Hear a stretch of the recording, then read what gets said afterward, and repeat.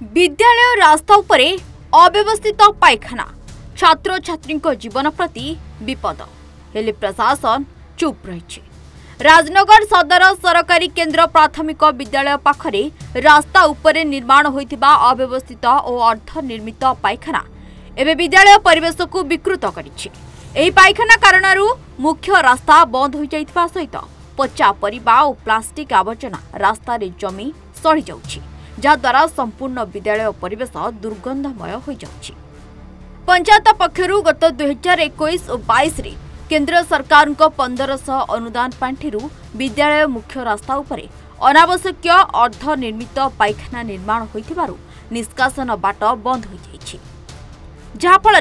निकटरे थिबा साप्ताहिक परिबा मार्केट रु बाहरुथिबा पचा परिबा प्लास्टिक पॉलिथिन और प्लास्टिक ग्लास वर्षा पानी रे पड़ी रही सड़ुछि, जहा पई एबे छात्र छात्री दुर्गंध और पचा पानी दे विद्यालय रे पहुंचुछंती। सेही परिवेश रे पाठ पढ़िबा सहित विद्यालय बारंडारे मध्याह्न भोजन मध्य खाउछंती, जहा तांको स्वास्थ्य उपरे गंभीर प्रभाव पकाइछि। कौन कहबे एला तो बहुत अलिया वर्तन जमा है कि बर्तमान पिला माने जीवा को असुविधा होची, जे लोक जीवन दुनिया व्यापुची। सार एते थर कहले नि वीडियो तहसील समस्त भी आस्तिले देखिले एबा ये करी कंप्लेन करले, तथापि वीडियो तहसील हां आमे बुझिबु बुझी बेले कहि गले किंतु सुफल किछि नै। ए वीडियो ने पूर्व वीडियो सुदन थिले आगुर जे वीडियो आइतले ये वीडियो आसी कोन देखि गले मझिर तारे किछि ये लागि कोन अपरिष्कार हबर कारण कोन सबले अलिया आवर्जना कर दे गले मधुआ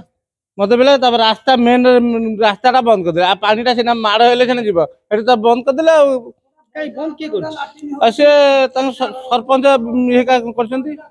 बर्तमान में पिलांको जो भविष्य को नै अंधार रे आपण चिंता करछन तो कोन कोइ सरकार कोन करबा दरकार एठी आ सरकार को ता भांगी दिया जाउ न अलगा को जार करा जो न जद्य हो कंक्रीट रोड ता हाइट करा पूरा बराबर कर ये करंतु पानी हेका न जो मुख्य रास्ता कोडा हमर सेटा मेन रोड ना जोटा लैट्रिन करा जी लैट्रिन कोन आवश्यक थिला किछि आवश्यक दरकार नै किछि एबे करी किछि फायदा नै ताको जल्दी भांगी दिया दरकार। स्थानीय ग्रामवासी एवं अभिभावक माने एही अवस्था नै प्रशासन को प्रतिवाद जणाइछंती। एथिपाई पूर्वतन वीडियो निशान मिश्र तहसीलदार सह कथा होई पंचायत को अर्धनिर्मित पायखाना भांगिबा पई चिठी मध्य लिखिथिले, किंतु कोनोसी कार्यकारी होई परला नाही। गोपीनाथ लेंका एटा तो चालीची गला 5-10 वर्ष हलानी एमती चालीची स्कूल स्कूल आगटा मु जाई वीडियो को दरखास्त देइथिली ए विषय रे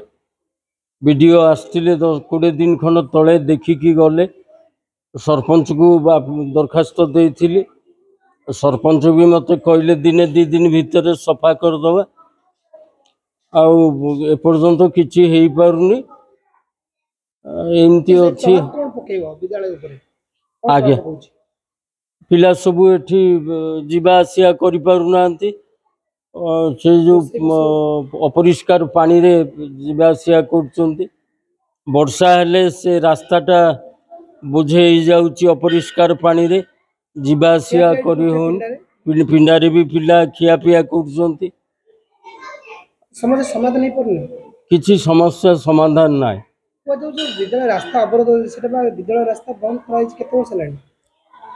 प्राय 8-10 वर्ष अब एमती अवस्था होउची से रास्ता बंद है विद्यालय रास्ता जोटा हां काई बंद हैला पंचायत करछि ना ताकू की करिजंती स्कूल रास्ता रे घर करा हेची पानी जाई पारुनी हां प्रशासन को जणे छले आगे प्रशासन को जणे छले हां एते बंद किछि नै ना।